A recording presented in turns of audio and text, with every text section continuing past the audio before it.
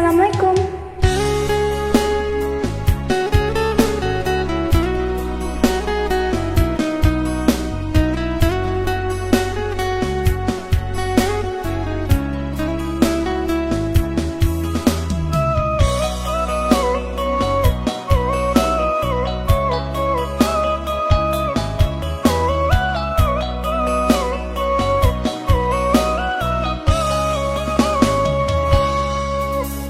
Ibu hatiku mencal, ya udah pulanglah larui malam, hanya untuk menyenangkan denai tangis dan baca Tuhan.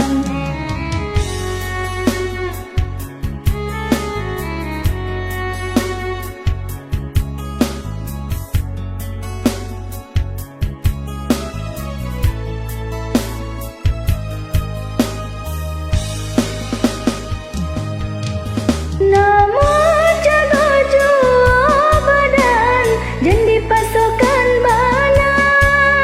Sadonya lah digarikan, rasa kinda kakama.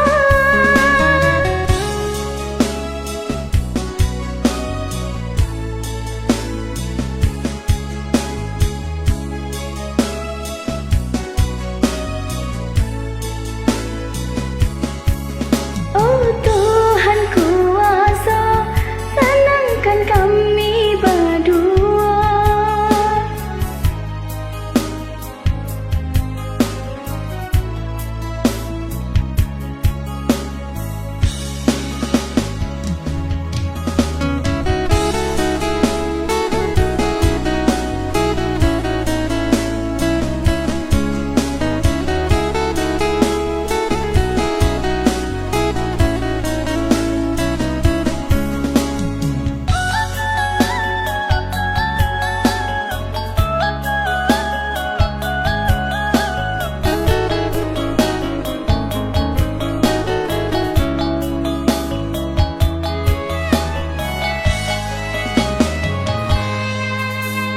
Ibu hatiku mencal, ya udah pulanglah larui malam, hanya untuk menyenangkan denai tangis dan baca Tuhan.